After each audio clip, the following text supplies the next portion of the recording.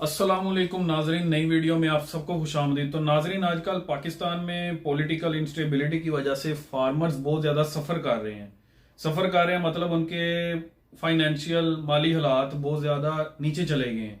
तो उसी सिलसिले में हमारे साथ चौधरी नासिर गोंदल साहब हैं, जो कि इस बारे में हमारे साथ डिस्कशन करेंगे और आप लोगों को बताएंगे कि एक किसान की ज़िंदगी इस टाइम क्या है और 3-4 साल पहले क्या सूरत हाल थी, क्या वो बेहतर थी पिछली गवर्नमेंट में और अब वो किस कहाँ पे खड़ी है। तो नासिर गोंदल साहब, आप थोड़ा बताएं ऑडियंस को कि फार्मर की सिचुएशन करंट क्या जा रही है और पहले क्या थी। एक्चुअली प्रॉब्लम इस वक्त ये है पाकिस्तान में, हम पाकिस्तान के फार्मर की बात कर रहे हैं। पाकिस्तान में इस वक्त खासकर जो भी फसल गुजरी है उसमें जो मेजर क्रॉप्स थी उसमें कॉटन थी और दूसरी राइस थी ना, चावल जो है वो थी।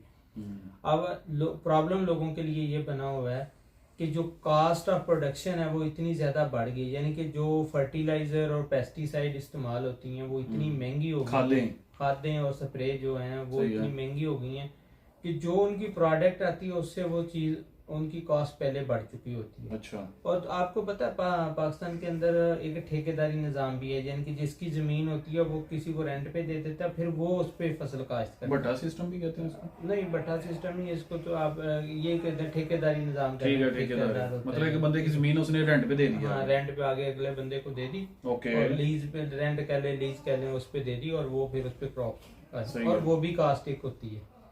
अब प्रॉब्लम यह है कि इस वक्त अगर कॉटन की बात करें तो कॉटन का जो रेट है ना वो 7,000 से 8,000 तक जो कॉटन का रेट चल रहा है, 8,000 8,500 इस तरह।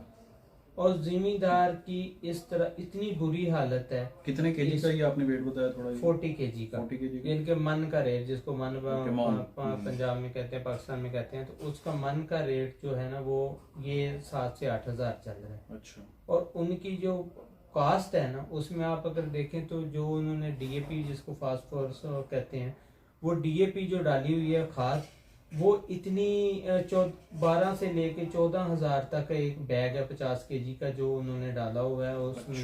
1 एकड़ में मिनिमम वो कुछ 1.5 बैग भी डालता है और कुछ नहीं डाला हुआ है। और इस वजह से, और यही अगर हम 5 साल 3 साल 4 साल पीछे चले जाएं तो इमरान खान के दौर में किसान बहुत खुशहाल था।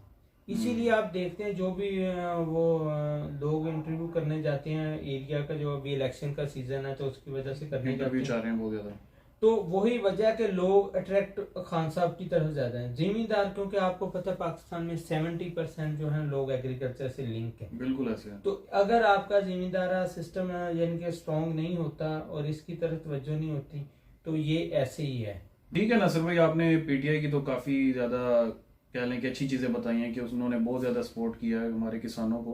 नून लीगों ने भी बहुत ज्यादा सपोर्ट किया था। मैंने सुना है कि फार्मर उनके दौर में भी काफी ज्यादा खुशहाल थे। आपका क्या पॉइंट ऑफ व्यू है इस बारे में?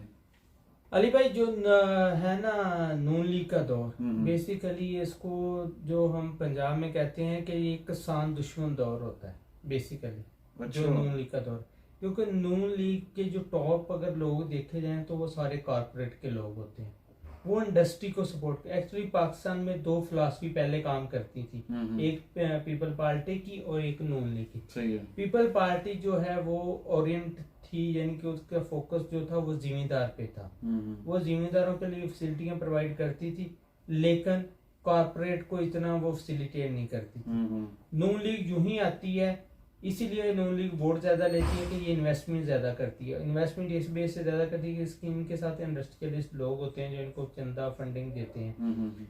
ये क्या करती है, जो पॉलिसी बनानी है ये उनके लिए बनाती है जैसे कॉर्पोरेट को जो है ना फैसिलिटियां मिले, यानी कि जिम्मेदार को, किसानों को फैसिलिटियों का कोई अब दूसरी बात, अब वो कल्चर चेंज होता जा रहा है। अब पीपल पार्टी का भी अब देखिए, पीपल पार्टी में जो इनकी जरदारी साहब का ग्रुप है ना, उनकी अपनी तकरीबन कोई 8-10 शुगर मिल रहे हैं, ठीक है, और वो ही किसानों को पैसे नहीं देते, और वो सारी है भी सिंध के अंदर।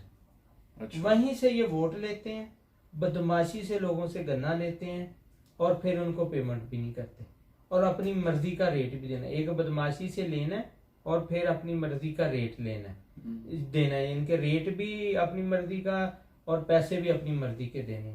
इसलिए लोग अब जो है ना इंटीरियर के अंदर सिंध के अंदर भी जो पीपल पार्टी से जो लोग नफरत करते हैं इसी बेस पे करते हैं, लेकिन वहाँ प्रॉब्लम है, वहाँ जागीरदार सिस्टम है, यानी कि एक वडेरे ने अगर कह दिया जिसको तो उसी को वोट डलने हैं, वो ऐसा नहीं है कि अपनी मर्जी वहाँ, क्योंकि एजुकेशन खासकर इंटीरियर के अंदर एजुकेशन का भी बहुत बड़ा इशू है ना, लोग ज्यादा पढ़े लिखे नहीं है, तो वो फिर जो वडेरा कहता है वही करते हैं। तो जिम्मेदार के पंजाब के अंदर भी नून लीग जो है वो इनके खिलाफ ही है। आप देखें जब से ये केयर टेकर खासकर जो पिछले 6 महीने और अभी आपको पता है कॉटन खरीदने वाला कोई नहीं, यानी कि जो इकोनॉमिक्स का एक कंसेप्ट है डिमांड और सप्लाई का, उसकी वजह से मीन के डिमांड ही नहीं है मार्केट के अंदर। क्या वजह? इंडस्ट्रियां बंद पड़ी हैं, इंडस्ट्रियां बंद पड़ी हुई हैं और वो जितनी जो चल रही हैं वो उतनी परचेज कर रही हैं, और आपको वैसे कॉटन ओपन कॉटन सेल करने का वो इख्तियार नहीं है मुल्क के अंदर, जो कॉटन वैसे सेल नहीं कर सकते, मतलब एक्सपोर्ट नहीं कर सकते, एक्सपोर्ट नहीं कर सकते,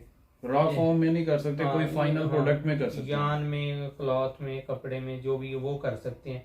तो वो अब जितनी फैक्ट्रियां चलेंगी उनकी कंजम्पशन जो होगी वो तो इतनी कॉटन किधर जाएगी? लोगों को तो बहुत बड़ा नुकसान हो रहा है, बहुत बड़ा नुकसान हो चुका है, किसान भाइयों का बहुत ज्यादा नुकसान हो चुका है। हल क्या है इसका? नासिर भाई शॉर्ट टर्म कोई हल बताएं।